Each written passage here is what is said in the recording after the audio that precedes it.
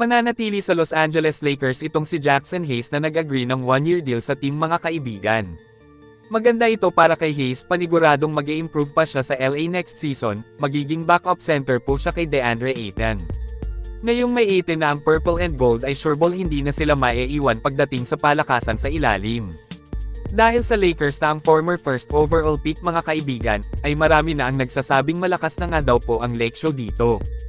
Well, kung titingnan po natin ang inaasahang magiging starting 5 lineup nila sa susunod na season ay medyo sakit nga rin talaga sila sa ulo kapag ka-healthy ang mga ito. Pero para sa akin naman ay kulang pa ang lakas ng team nila para maging contender next season. Kasi alam naman natin na ang daming team na lumakas na, yung Houston Rockets talagang sobrang lalim na nila, idagdag pa natin ang Dallas Mavericks mga kaibigan.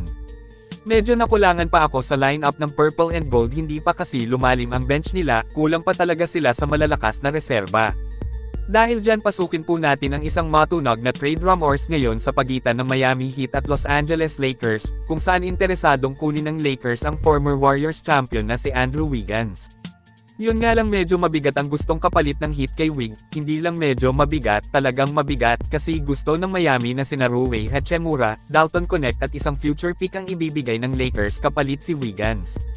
Sugal ito kasi binanggit na natin kanina na walang lalim ang bench ng Lakers, lalong hihina pa yata kung mawawala sa kanila sina Rui at Connect. Para sa akin kailangan nilang makakuha ng magpapalalim ng kanilang bench na walang nalalagas na mahusay na hawak nila ngayon. Pero kayo mga kaibigan, okay ba ang trade na ito para sa Lakers? Isang champion si Wiggins, kaya sureball malaki ang maitutulong nito kina Loco Lebron at Ayton. Ano sa palagay nyo? Mag-comment lang po. Ngayon ay dito naman tayo sa kupo ng Golden State Warriors, kung saan maraming fans nila ngayon ang inip na kasi wala pa silang naging magandang aksyon ngayong summer para mas lalong lumakas pa ang team nila. Ani ng iilang fans ay tulog pa nga daw po sa pansitan ng Warriors front office. Well, ilang araw nang matunog na kukuhanin ng Dubs itong former champion ng Boston Celtics na si Al Horford mga kaibigan. Mahusay na big man itong si Al, may tirada din siya sa threes at isang lockdown defender. Ang pinaka nagustuhan natin dito kay Horford ay isang all-around player, kayang dumipensa kahit anong posisyon, kahit uno pa nila lockdown lang ni Boss Al. Tinawag nga rin itong stopper kina Luka at Lebron. Paniguradong mas lalong lalakas po talaga ang Warriors kay Horford next season.